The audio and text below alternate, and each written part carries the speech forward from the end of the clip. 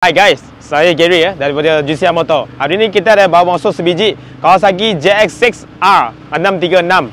Tahun register 2013, register 2013 kita nak jual dengan harga jualan 34,800 siap potong nama cash. Kalau loan minimum deposit kosong, bulanan berapa? Bulanan estimate 600 lebih selama 7 tahun guys. Itu kalau loan kredit. Kalau ada credit card limit kalau cukup boleh bayar guna credit card macam beli cash lah. Lepas tu you buat easy payment, zero interest dengan bank korang pun boleh. Up to 60 bulan ataupun 5 tahun. Kita boleh tolong uruskan. PM kita.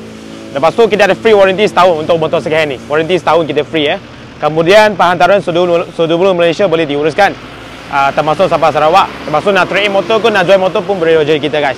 So motor memang warna pun sangat cun, datang dengan aksesori. Apa dia guys? Jom kita tengok. First kali, ini side mirror jack extend punya side mirror. Lepas tu windshield warna smoke, tinta punya hitam punya, sport punya windshield.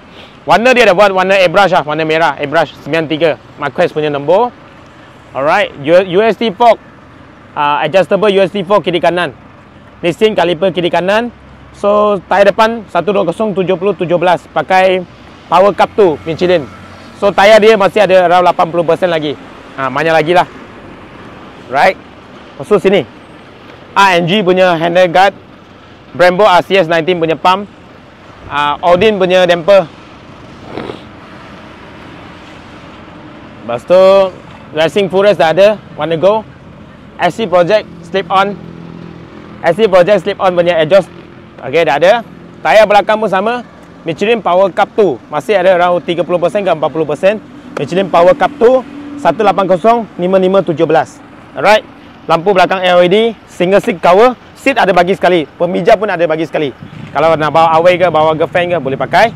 Cruise shifter dah ada, QS system dah ada, cruise shifter dia dah pasang. Alright, tengok meter pula. Oh sini, sorry.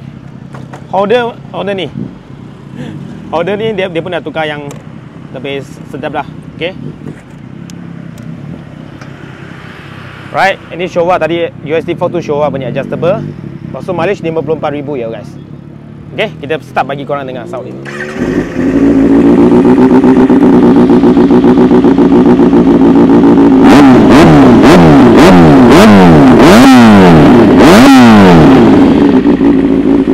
Alright guys, kalau korang minat motor ni, Roger kita tahun 2013, Kawasaki JX6R 636, siap dengan airbrush punya warna merah, warna cun, siap ada Brembo RCS 19, siap ada exhaust, siap footrest, semua ada.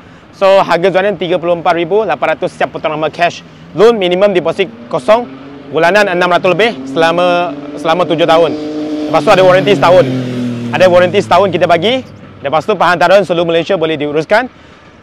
Kemudian kalau nak trade motor, nak join motor pun boleh rezeki kita. See you guys, bye.